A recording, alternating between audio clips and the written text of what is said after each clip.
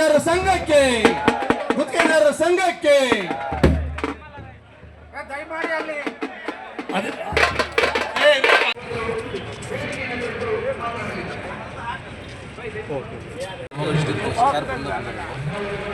ನಾವು ಗುತ್ತಿಗೆದಾರರು ಶಿಕಾರಿಗಳಿಂದ ಇವಾಗ ನಾವು ಸ್ಟ್ರೈಕಿಗೋಸ್ಕರ ಬಂದಿದ್ದೀವಿ. ಯಾಕಂದರೆ ನಮಗೆ 3 ದಿನಗಳಿಂದ ನಮಗೆ ಹಣ ಬಿಡುಗಡೆ ಆಗಿಲ್ಲ. ಎಲ್ಲ ಇಲಾಖೆಗಳಿಂದ ನಮಗೆ ಅಮೌಂಟ್ ಬರೋದಿದೆ. ಎಲ್ಲ ಕಾಂಟ್ರಾಕ್ಟ್ರು ಭಾಳ ಕಷ್ಟದಲ್ಲಿದ್ದಾರೆ. ಅವರು ಮೊದಲಿಗಿಂತ ಖುಷಿ ಸಂತೋಷ ಯಾವುದಿಲ್ಲ. ಯಾಕಂದರೆ ಇರೋ ದುಡ್ಡನ್ನು ನಾವು ತಗೊಂಡು ಇರೋ ಸಾಲನ್ನು ತೀರಿಸಿ ನಾವು ನಾರ್ಮಲಾಗಿ ಬದುಕಬೇಕನ್ನೋ ಆಸೆ. ಯಾಕಂದರೆ ನಮಗೆ ಇರೋ ಒತ್ತಡಕ್ಕೆ ರಾತ್ರಿ ಮನೆಯವ್ರಿಗೆ ನಿದ್ದೆ ಬರಲ್ಲ. ಯಾಕಂದರೆ ನಾವು ಇದರಿಂದ ನಾವು ಭಾಳ ನೊಂದು ಭಾಳ ಕಷ್ಟದಲ್ಲಿ ಅನುಭವಿಸ್ತಾ ಇದ್ದೀವಿ. ಒಂದೊಂದು ಟೈಮ್ ಅಳು ಬರ್ತದೆ. ಆ ಥರ ಸಿಚುವೇಶನ್ ಇದ್ದೀವಿ. ದಯಮಾಡಿ ಸರ್ಕಾರದಿಂದ ನಮಗೆ ಹಣನ ಬಿಡುಗಡೆ ಮಾಡಿದರೆ ನಾವು ನೆಮ್ಮದಿಯಿಂದ ಹೆಂಡತಿ ಮಕ್ಕಳು ಕೂಡ ಊಟ ಮಾಡ್ಕೊಂತ ಬದುಕ್ತೀವಿ. ಯಾಕಂದರೆ ನಾವು ಸರ್ಕಾರಿ ಸೇವೆಯನ್ನು ಮಾಡೋಕ್ಕೆ ನಾವು ಬದುಕಿದ್ದೀವಿ. ಈಗ ನೀವು ಒಂಥರ ಸರ್ಕಾರಿ ಸೇವೆ ಮಾಡಿದ್ರೆ ನಾವೊಂಥರ ಸರ್ಕಾರಿ ಸೇವೆ ಮಾಡ್ತೀವಿ. ನೀವು ಅಧಿಕಾರ ರೂಪದಲ್ಲಿ ಮಾಡ್ತೀರಾ ಅಥವಾ ರಾಜಕೀಯ ರೂಪದಲ್ಲಿ ಮಾಡ್ತೀರಾ. ನಾವು ಒಂದು ಗುತ್ತಿಗೆದಾರರಾಗಿ ನಾವು ಏನೋ ಡಿಗ್ರಿ ಮಾಡಿರ್ತೀವಿ, MA ಮಾಡಿರ್ತೀವಿ. ಆದರೆ ನಾವು ಸರ್ಕಾರನ ಈ ರೂಪದಲ್ಲಿ ನಾವು ಸರ್ಕಾರನ ಒಂದು ಸೇವೆ ಮಾಡ್ಕೊಂಡು ನಾವು ಬದುಕ್ತೀವಿ. ನಾವು ಇದು ದುಡಿಮೆ ಆಗಿರ್ಬೋದು, ಇದು ಸೇವೆನಾಗಿರ್ಬೋದು, ಎಲ್ಲ ಆಗಿರುತ್ತೆ. ಇದರಿಂದ ನಮಗೆ ಭಾಳ ಕಷ್ಟದಲ್ಲಿ ಬದುಕ್ತಿದ್ದೀವಿ. ದಯಮಾಡಿ ನಮಗೆ ಸರ್ಕಾರ ಬಂದು ನಮಗೆ ಹಣನ ಪಾವತಿ ಮಾಡಬೇಕಂತ ಕೇಳ್ಕೊಳ್ತಿದ್ದೀವಿ.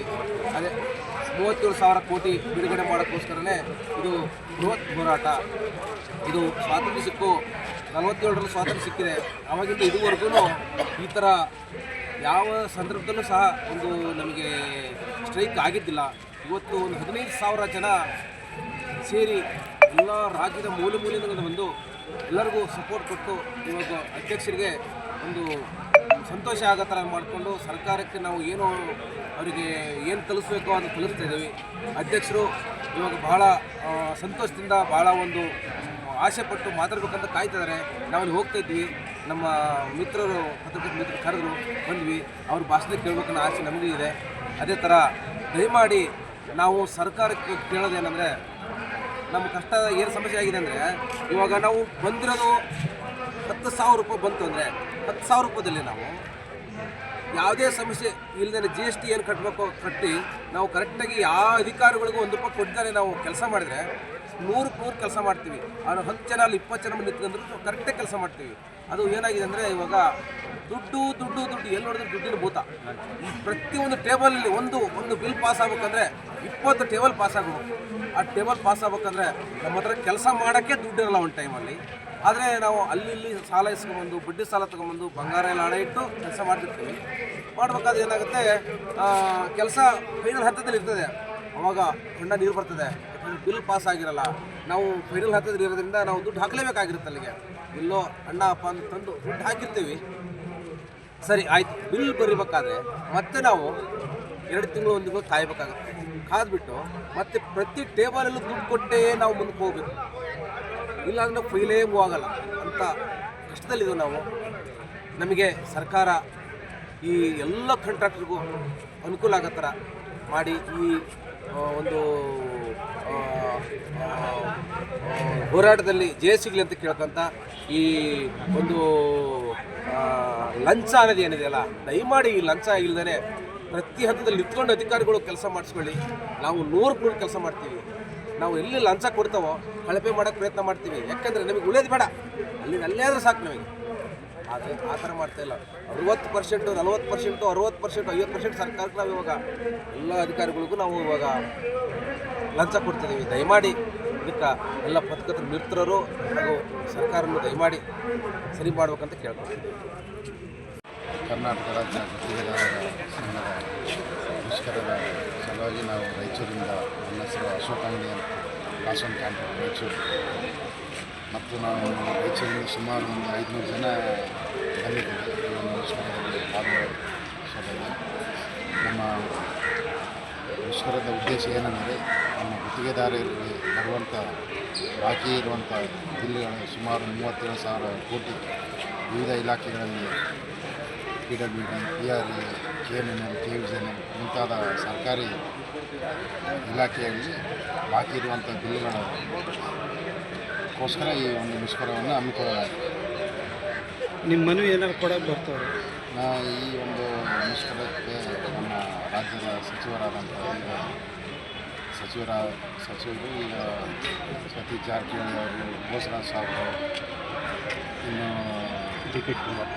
ಬೇರೆ ಬೇರೆ ಸಚಿವರು ಸರ್ಕಾರದ ಪರವಾಗಿ ಇಲ್ಲಿ ಮುಷ್ಕರಕ್ಕೆ ಬಂದು ಮನೆ ನಮ್ಮ ಗುತ್ತಿಗೆದಾರರ ಜೊತೆ ಚರ್ಚೆ ಮಾಡಿ ನಮ್ಮ ಮನೆ ಪತ್ರವನ್ನು ಸ್ವೀಕರಿಸಿ. ಇದಕ್ಕಿಂತ ಮುಂಚೆ ನೀವು ಏನಾರು ಮನವಿ ಪತ್ರ ಸಲ್ಲಿಸಿದ್ರಾ? ಇದಕ್ಕಿಂತ ಮುಂಚೆ ನಮ್ಮ ರಾಜ್ಯಾಧ್ಯಕ್ಷರು ಹಲವು ಬಾರಿ ಇದರ ಬಗ್ಗೆ ಪ್ರೆಸ್ ಮೀಟನ್ನು ಮಾಡಿದ್ದಾರೆ, ಮನವಿ ಪತ್ರವನ್ನು ಸಲ್ಲಿಸಿದ್ದಾರೆ ಅವರು. ಬಟ್ ಅವರು ಒಂದು ಬೆಂಗಳೂರಿನಲ್ಲಿರುವಂಥ ಪದಾಧಿಕಾರಿಗಳು ಒಂದು 8-10 ಜನ ಹೋಗಿ ಮನವಿ ಪತ್ರವನ್ನು ಸುಮಾರು ಸಲ CM ಸೂಚನೆ ಮಾಡಿದ್ದಾರೆ. ವಿವಿಧ ಇಲಾಖೆಗೆ ಸಂಬಂಧಪಟ್ಟಂಥ ಸಚಿವರುಗಳನ್ನು ಮನವಿ ಪತ್ರವನ್ನು ಸಲ್ಲಿಸಿದ್ದಾರೆ, ಮಾತಾಡಿದ್ದಾರೆ. ಬಟ್ ಯಾವುದೇ ಪ್ರಯೋಜನ ಇಲ್ಲದ ಕಾರಣ ನಮ್ಮ ರಾಜ್ಯಾಧ್ಯಕ್ಷರು ಇಡೀ ಕರ್ನಾಟಕದ 30 ಜಿಲ್ಲೆಗಳನ್ನು ಪ್ರವಾಸ ಮಾಡಿ ಈ ಒಂದು ಮುಷ್ಕರವನ್ನು ಹಮ್ಮಿಕೊಳ್ಳಾರೆ. ತಮ್ಮ ಹೆಸರು ಸರ್? ಮುಷ್ಕರಕ್ಕೆ ಯಶಸ್ಸು ಸಿಗುತ್ತದೆಂದು ಭಾವಿಸುತ್ತೀವಿ. ತಮ್ಮ ಹೆಸರು? ನಮ್ಮ ಹೆಸರು ಅಶೋಕ್ ಕುಮಾರ್ ಅಂಗಡಿ, ತಹಸೀಲ್ದಾರ್, ರಾಯಚೂರು. ರಾಮಾಂಜನೇಯ ಗುತ್ತಿಗೆದಾರರು. ನಾವು ಮುಂದಿನ ಸರ್ಕಾರ ಇದ್ದಿದ್ದಿಲ್ಲ, ಈ ಸರ್ಕಾರ ಬಂದಾಗ ಪೂರ ತ್ರಾಸಾಗಿದೆ. ನಾವು ಮನೆ ಲ್ಯಾಂಡ್ ಎಲ್ಲ ಗಿರಿವಿಟ್ಟು ಇದು ಮಾಡಿದ್ವಿ. ನಮಗೆ ಪೂರ ಸಾಲಗಳನ್ನು ನಮಗೆ ಇದಾಗ್ಬೋದು, ಅದಕ್ಕೆ ನಾವು ಬಂದಿದ್ವಿ. ಅದಕ್ಕೆ ನಮಗೆ ಏನೋ ಸಾಲ ಆಗಿದೆ. ಈ ಸರ್ಕಾರ ಮುಂದಿನ ಸರ್ಕಾರ ನನಗೆ 40% ಸುಳ್ಳದು. ಅದು ಆ್ಯಕ್ಚುಲಿ ಎಲ್ಲ ಕಲಿತು 40% ಹೇಳಿದ್ರು. ಅವ್ರು ಹೇಳಿದ್ರು ಖಾಲಿ 40% ಒಂದು ಇದು ಹೇಳಿದ್ದಾರೆ. ಆ ಸರ್ಕಾರ ನಮ್ಮ ನಡೆಸ್ಕೊಂಡು ಈ ಸರ್ಕಾರ 70% ಆಗಿದೆ. ಕೆಲಸ ಮಾಡೋಕ್ಕಾಗ್ಬೋದು. ಅದಕ್ಕೆ ನಾವು ಹೋರಾಟಕ್ಕೆ ಬಂದಿವಿ. ನಾವು ತಮ್ಮ ಹೆಸರು? ರಾಮಾಂಜನೇಯ ಅಂತ.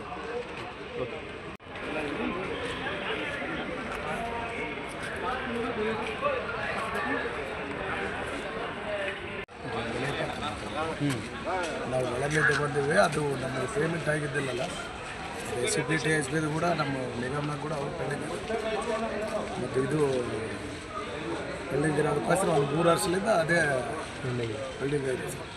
ಅದಕ್ಕೆಲ್ಲ ಕಾಂಟ್ರಾಕ್ಟ್ಗಳು ಮತ್ತು ಸಂಘದ ಪರವಾಗಿ ನಾವೆಲ್ಲ ಏನು ನಿಮಗೆ ಉಪಯೋಗ ಏನಾಗಬೇಕಾಗಿತ್ತು ಸರ್? ಏನಿಲ್ಲ ಸರ್, ನಮ್ಮ ಹಣ ನಮಗೆ ಕೊಟ್ಟರೆ ನಾವೆಲ್ಲ ಇದು ಮಾಡೋದು ಸರ್. ಈಗ ಈ ಸರ್ಕಾರ ನಿಮ್ಮ ಪೇಮೆಂಟ್ ಕೊಡ್ತೀನಿ ಅಂತವ್ರ ಇಲ್ಲ ಏನೋ ಸರ್, ಏನೋ ಈಗಿನ ಸಂದೇಶ ಬಂದಿದೆ ಅಂತ ಈಗ ನನಗೆ ಗೊತ್ತಾಗ್ತದೆ. ಅವರೇ ಮಾತು ಕೊಡ್ಬೋದು, ಮಾತು ಕೊಡೋಕ್ಕಾಗಿ ಬರ್ತಾರೆ ಮಾಸ್ಟರ್.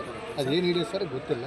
ಅದು ಗೊತ್ತಾದ ನಂತರ ಗೊತ್ತಾಗ್ತಿರ್ತಿಲ್ಲ. ಒಂದು ವೇಳೆ ನಿಮ್ಮ ಬೇಡಿಕೆ ಈಡೇರ್ಲಿಕ್ಕಂದ್ರೆ ನೀವು ಮುಂದಿನ ಹೋರಾಟ ಮತ್ತೆ ಹೋರಾಟ ಇದ್ದೇ ಏನು ಅವ್ರು ಕೊಡ್ತಾರೆ, ಮತ್ತು 40% ಕೊಡ್ತಾರೆ, 30% ಯಾವ ಥರ ಹೋರಾಟ ಉಗ್ರವಾದ ಹೋರಾಟ ಮಾಡ್ತಾರೆ. ಖಂಡಿತ ಹೋರಾಟ ಮಾಡೋದ್ರಿಂದ ಇನ್ನು ಹೆಚ್ಚಿನ ಜನಸಂಖ್ಯೆನ ಜಾಸ್ತಿ ಕಲಿತು ಇಲ್ಲ ಮುಂದೆ ಇನ್ನೂ ಮಾತಾಡಿದ್ರೆ ನಾವು ಬಳ್ಳಾರಿ ಜಿಲ್ಲೆ ಮುಂದೆ ಹೋರಾಟ ಮಾಡಿ. ತಮ್ಮ ಹೆಸರು ಹೇಳಿ ಸರ್? ನನ್ನ ಹೆಸರು KT ಪರಶುರಾಮ್ ಅಂತೇಳಿ, ಬಳ್ಳಾರಿ ಜಿಲ್ಲೆ ಗುತ್ತಿಗೆದಾರ ಸರ್, ಬಳ್ಳಾರಿ ಉಪಾಧ್ಯಕ್ಷ, ಜಿಲ್ಲಾ ಉಪಾಧ್ಯಕ್ಷ. Okay sir. ಸುಮಾರು 15-20 ಜನ ಸೇರಿಕೊಂಡು ಒಂದು ಬೃಹತ್ ಪ್ರತಿಭಟನೆ ಮುಷ್ಕರ ಮಾಡಿದ್ವಿ. ಅದರದ್ದು ಉದ್ದೇಶ ಏನಪ್ಪ ಅಂದರೆ, ನಮ್ಮದೇ ಆದಂಥ ಒಂದು 31,000 ಕೋಟಿ ಸುಮಾರು 3 ವರ್ಷ ಪೆಂಡಿಂಗ್ ಬಿದ್ದಿತ್ತು. ಆದರೆ ನಾವು ಮಾನ್ಯ ಮುಖ್ಯಮಂತ್ರಿಗಳಿಗೆ ಮತ್ತು ಸಚಿವರಿಗೆ ಹಲವಾರು ಸಾರಿ ಭೇಟಿ ಮಾಡಿದರೂ ಕೂಡ ಏನೂ ಅಲ್ಲಿಂದ ಪ್ರತಿಫಲ ಬರಲಿಲ್ಲ. ಸೊ ಆದರೂ ಕೊನೆ ನಾವು ಅನಿವಾರ್ಯವಾಗಿ ನಾವು ಪ್ರತಿಭಟನೆ ಇದನ್ನೆಲ್ಲ ಮಾಡಲೇಬೇಕಾಯಿತು. ಅದಕ್ಕೋಸ್ಕರ ನಾವು ಇವತ್ತು ಹಮ್ಮಿಕೊಂಡಿದ್ವಿ. ಇದಕ್ಕೆ ಫಲವಾಗಿ ಕಾಂಟ್ರಾಕ್ಟ್ಗಳು ಉಚ್ಚೇತ ಬಂದಿದೆ. ಇಲ್ಲಿ ಹಲವಾರು 28 ಜಿಲ್ಲೆಗೆ ನಾವು ಪ್ರವಾಸ ಮಾಡಿದ್ವಿ. ನಾವು ಕಾರ್ಯಕರ್ತ ಸಮಿತಿಯೆಲ್ಲ ಪ್ರವಾಸ ಮಾಡಿ 28 ಜಿಲ್ಲೆಯೂ ಸಹ ಸಂಘಟನೆ ಮಾಡಿ ಬಂದಿದ್ದಕ್ಕೆ ಎಲ್ಲ ಸುಮಾರು ಎಲ್ಲ ತಾಲೂಕು, ಎಲ್ಲ ಜಿಲ್ಲೆ, ಏನು ನಮ್ಮ ಕರ್ನಾಟಕದ ವಿವಿಧ ಭಾಗಗಳಿಂದ ಬೀದರ್ ಆಗಿರ್ಬೋದು, ಗುಲ್ಬರ್ಗ ಆಗಿರ್ಬೋದು, ಬೆಂಗಳೂರು ಆಗಿರ್ಬೋದು, ಎಲ್ಲ ಕಡೆಯಿಂದ ಜನ ಬಂದಿದ್ದರು. ಅದನ್ನು ಕಂಡು ಸರ್ಕಾರ ಇಮ್ಮಿಡಿಯೇಟಾಗಿ 3 ಜನ ಪ್ರಭಾವಿ ಮಿನಿಸ್ಟ್ರುಗಳನ್ನೆಲ್ಲ ಇಲ್ಲೇ ಕರೆಸಿ ಅವರು ಇನ್ನೊಂದು ವಾರದೊಳಗೆ BCCM ಜೊತೆಗೆ ಮೀಟಿಂಗ್ ಕರೆಸ್ತೀನಿ. ನಿಮ್ಗೆ ಏನಿದ್ರು ಕೂಡ ನಿಮ್ಮ ಪೆಂಡಿಂಗ್ ಬಿಲ್ ಕರೆಕ್ಟಾಗಿ ಕೊಡಬೇಕು. ನಾವು ಇವತ್ತು ಒಪ್ಕೊಂಡ್ರು ಅಲ್ವೇನಪ್ಪ, ಇಷ್ಟು ದಿನಕ್ಕೆ ಇವತ್ತೇ ಒಪ್ಕೊಂಡಿದ್ದೆ. ನೀವು ಪೆಂಡಿಂಗ್ ಬಿಲ್ ನಾವು ಕೊಡಿಸ್ತೀವಿ, ಮಾಡ್ತೀವಿ. ನಾನು ಜಾರಕಿಹೊಳಿ, ಸತೀಶ್ ಇಬ್ಬರು ಸೇರ್ಕೊಂಡು ಮಾಡ್ತೀವಿ ಅಂತ DCM ಸಾಹೇಬ್ ಹೇಳಿದ್ರು ಸರ್. ಅಧಿಕಾರಿಗಳ ಈ ಮಾತು ನಿಮಗೆ ನಂಬಿಕೆ ಇದೆಯಾ ಸರ್? ಸರ್ ಅಧಿಕಾರಿಗಳು ಹೇಳಿದ್ದಾರೆ ಸರ್, ಅಂದರೆ ಸುಮಾರು ವರ್ಷದಿಂದ ಈ ಥರ ಹೇಳ್ಕೊಂಡು ಬರ್ತಾ ಇದ್ದಾರೆ. ಇಲ್ಲ, ನಾವು ಅವರೇ ಹೇಳಿದ್ರಲ್ಲ, ಇಂಥ ಹೋರಾಟ ಮಾಡಿ, ಇದು ನಿಮ್ಮ ಹಕ್ಕು, ಇದು ನೀವು ಹೋರಾಟ ಮಾಡಿ ಅಂದರೆ ನಾವು ಈಗ ನೋಡ್ತೀವಿ. ಒಂದು ವಾರ 15 ದಿನ April 1st ಮತ್ತೆ ಇದೇ ಥರ ಶುರು ಮಾಡ್ತೀವಿ. ಎಲ್ಲ ಏನೋ ಒಂದು ಪಾದಯಾತ್ರೆ ಬರೋದು, ಅಥವಾ ಇನ್ನೊಂದು ಏನಾದ್ರು ಅನಿರ್ದಿಷ್ಟ ಅವಧಿಗೆ ಮುಷ್ಕರ ಮಾಡೋರು ಯಾವುದೋ ಒಂದು ಶುರು ಮಾಡ್ಕೊಂತೀವಿ. ಅಲ್ಲ, ಇವತ್ತು ದೊಡ್ಡ ಸಂಖ್ಯೆಯಲ್ಲಿ ಜನ ಸೇರಿದ್ರಿ. ಸೊ ಅಂಥ ಒಂದು ಸಂದರ್ಭದಲ್ಲಿ ಅವರು ಒಂದು ಆಶ್ವಾಸನೆ ಕೊಟ್ಬಿಟ್ಟು ಹೋದ್ರ ಅಂತ ಅನಿಸ್ತಾ ಇದೆಯಾ? ಏನು ಮಾಡೋದು, ನಾವು ಗೌರ್ಮೆಂಟ್ ನಮ್ದು ಇದೇ ಹಣ ಬರೋಣ ಹಿಂಗೆ ಕಾಂಟ್ರಾಕ್ಟರ್ ಸಿಕ್ಕಾಬಿಟ್ಟಿದ್ದು ದುಡ್ಡು ಕೊಟ್ಟಿಗೆಂತ ದುಡ್ಡುಗಳಿದ್ದಾವೆ, ಸುಮಾರು ದುಡ್ಡುಗಳು ಅವ್ರ ಕಡೆ ಇದ್ದಾವೆ. ನಾವು ಕೇಳಿದ್ರೆ ಏನೋ ಸಂತೋಷ, ಅಷ್ಟು ಹೇಳಿದ್ರೆ ಸಾಕತ್ತಲ್ಲ. ನಮ್ಮ ಜಾಗಕ್ಕೆ ಸರ್ಕಾರ ಬಂತಲ್ಲ, ನಾವೇನು ಸರ್ಕಾರದ ಹತ್ರ ಹೋಗಲಿಲ್ಲ. ಸೊ ಇದೊಂದು ಒಳ್ಳೆ ನಮ್ಮ ಗೆಲುವು ಅಂತಂದ್ರೆ ನಾವು ಅನ್ಕೊಂತಿದ್ದೀವಿ. ಆಮೇಲೆ ಪಾಪ ಅವ್ರ ಮೂವರೆಗೂ ನಾವು ಅಭಾರಿ ಆಗಿರ್ತೀವಿ. ಟೈಮಿಂಗ್ ಏನಾದರೂ ಕೊಟ್ಟಿದ್ದಾರೆ ಸರ್ ಡಿ ಸಿ? ಒಂದು ವಾರದಲ್ಲಿ ಕರಿತೀವಿ ಅಂತ ಹೇಳಿದ್ದಾರೆ. ಒಂದು ವಾರದಲ್ಲಿ CM ಜೊತೆ ಮೀಟಿಂಗ್ ಕರಿತೀವಿ ಅಂತ ಹೇಳಿದ್ದಾರೆ. ಹೆಚ್ಚು ಕಡಿಮೆ ಆಗುತ್ತೆ, ಒಂದು ವಾರ 10 ದಿನ 15 ದಿನದಲ್ಲಿ ಆಗುತ್ತೆ. ಆಮೇಲೆ ಎಲ್ಲದಕ್ಕಿಂತ ಮುಖ್ಯವಾಗಿ ನಿಮ್ಮ ಮಾಧ್ಯಮ ಮಿತ್ರರಿಗೆ ನಾನು ನಿಜವಾಗ್ಲೂ ಹೃತ್ಪೂರ್ವಕ ಧನ್ಯವಾದಗಳು ಮಾಡ್ತೀನಿ. ಯಾಕಂದರೆ ನಿಮ್ಮಿಂದನೇ ಈ ಸಕ್ಸಸ್ ಆಗಿರೋದೇ ಮಾಧ್ಯಮದಿಂದ. Thank you.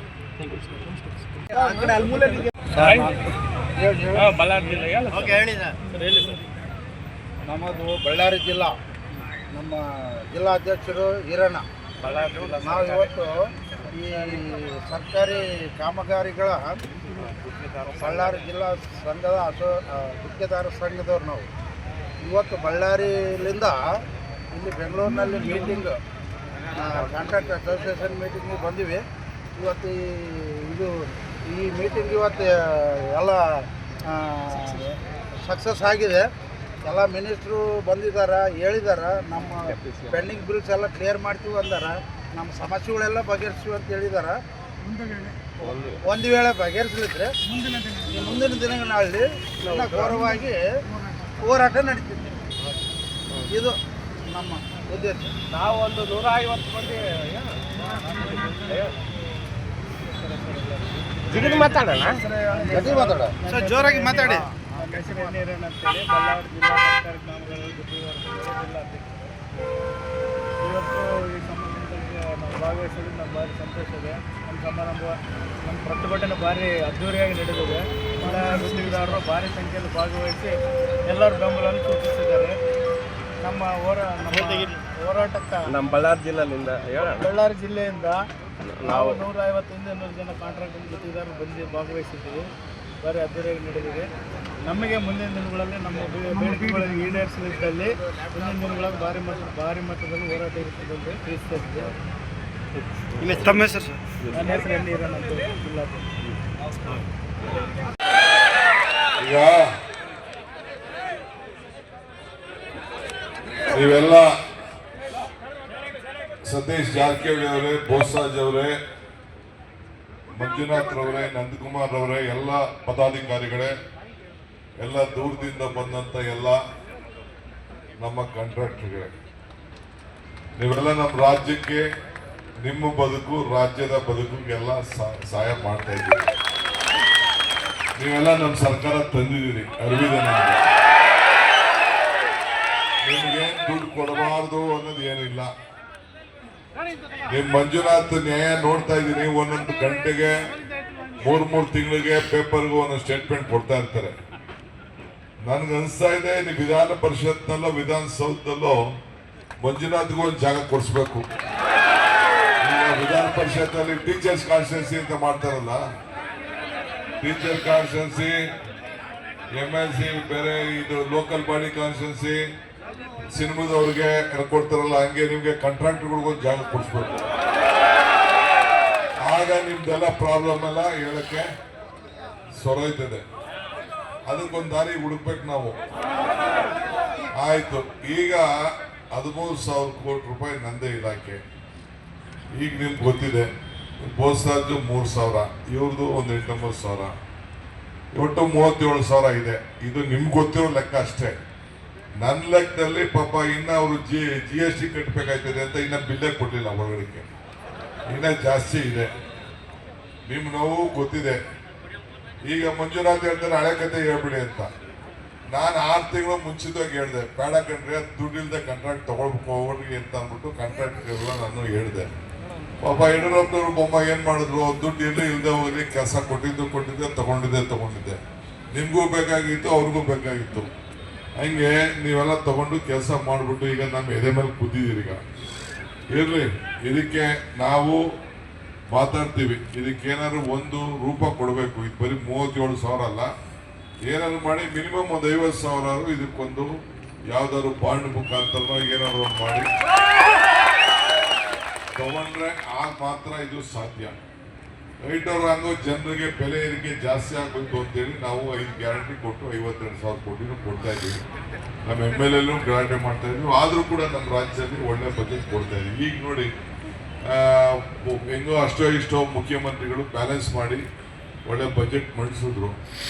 ಬೆಳಗ್ಗೆನೆ ನಿನ್ನೆ ತಗೋಬಿಟ್ಟವ್ರೆ ಕಾಲಿಡ್ ಇದನ್ನ ಚಂಪುಗಳನ್ನ ತಗೊಂಡು ಕಾಲೇಜ್ ನಿರ್ಮಲಾ ಸೀತಾರಾಮನ್ ಏನ್ ಕೊಟ್ರು ನಮ್ಗೆ? ಏನ್ ಕೊಟ್ರು? ಖಾಲಿ ಚಂಬಲ್ಲ, ಖಾಲಿ ಬಿಂದಿಗೆನೆ ಕೊಟ್ಬಿಟ್ರು ಅವರು. ಖಾಲಿ ಬಿಂದಿಗೆ ಕೊಟ್ರು. ಆಗ ಇವ್ರು ಯಾರು ಏನು ಮಾತಾಡ್ಲಿಲ್ಲ. 5,400 ಕೋಟಿ ರೂಪಾಯಿ ಕೊಡ್ತೀನಿ ಅಂತ ಹೇಳ್ಬಿಟ್ಟು ಏನಾದ್ರು ಕೊಟ್ಟಿದಾರಲ್ಲಿ? ಬಜೆಟ್ ಅಲ್ಲಿ ಸೇರ್ಸಿಲ್ವ ಅದನ್ನ? ಆ ಬಜೆಟ್ ಸೇರ್ಸಿದ್ದ ಬೊಮ್ಮಾಯಿ ಸೇರ್ಸಿದ್ರು ನೀರಾವರಿ ಇಲಾಖೆಗೆ. ಇದಿರಲ್ಲ ಕೆಲವರೆಲ್ಲ ನಮ್ಮ ಅಪ್ಪರ್ ಭದ್ರಾ ಪ್ರಾಜೆಕ್ಟ್ ಅವರು ಏನು ಬರಲಿಲ್ಲ. ಹಂಗೆ ಇವತ್ತು ಕೂಡ ಬೆಂಗಳೂರಲ್ಲಾಗಲಿ ಯಾವುದಕ್ಕಾಗಲಿ ಹಣನೇ ಇವತ್ತು ಅವರು ಬಿಡುಗಡೆ ಮಾಡ್ತಾ ಇಲ್ಲ. ಇರಲಿ, ಅದನ್ನು ಅವರು ಮಾಡದೆ ಹೋಗಲಿ, ನಮ್ಮ ಡ್ಯೂಟಿ ನಾವು ಮಾಡಬೇಕು. ನಾನು ಈಗ ಏರೋಸ್ಪೇಸು ಇದಕ್ಕೆ ITPLಗೆ ಹೋಗ್ಬೇಕು. ಅದಕ್ಕೆ ಟೈಮ್ ಲೇಟ್ ಆಗ್ತಿದೆ ಅಂತ ಈ ಮೆಟ್ರೋನ ರೈಲ್ವೆ ನಿಲ್ಸ್ಕೊಳಲ್ಲಿ ಕೂತಿದ್ದೀನಿ. 1 ನಿಮಿಷ ಹತ್ತು ಹೋಗ್ಬೇಕು. ಮಿಕ್ಕಿದ್ದು ನಮ್ಮ ಸತೀಶ್ ಇರ್ತಾರೆ, ನಮ್ಮ ಬೋಸರಾಜ್ ಇರ್ತಾರೆ. ನಾನು ನಿನ್ನೆ ಮಂಜುನಾಥ್ ಹತ್ರ ಮಾತಾಡಿದ್ದೀನಿ. ಕೂಡಲೇ ಈ ಸೆಷನ್ ಒಳಗಡೆನೆ ಕಾಂಟ್ರಾಕ್ಟರ್ ಅಸೋಸಿಯೇಷನ್ ಅವ್ರಿಗೆ ಮುಖ್ಯಮಂತ್ರಿಗಳ ಹತ್ರ ನಾನು ಸತೀಶು ಸೇರಿ ಒಂದು ಮೀಟಿಂಗ್ ಅಂತೂ ಮಾಡಿಸ್ತೀನಿ. ಏನೇ ಸತೀಶ್, ನಮ್ಮ ಜವಾಬ್ದಾರಿ. ನಿಮ್ಮನ್ನು ಬಿಟ್ಟಾಗ ನಾವು ನೀವು ಇಬ್ರು ನೀವು ನಮಗೆ ಬಿಡಂಗಿಲ್ಲ, ನಾವು ನಿಮ್ಗೆ ಬಿಡಂಗಿಲ್ಲ. ಈ ಪೇಪರ್ ಸ್ಟೇಟ್ಮೆಂಟ್ ಎಲ್ಲ ಕೊಡೋದು ಬಿಟ್ಬಿಡಿ.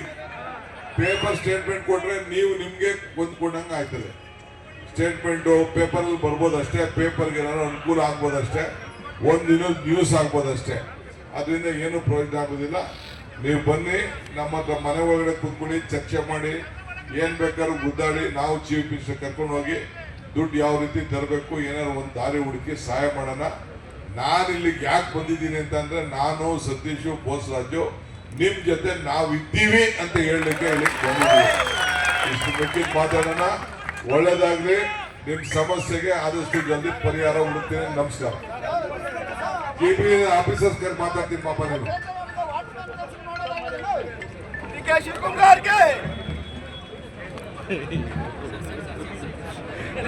Hello.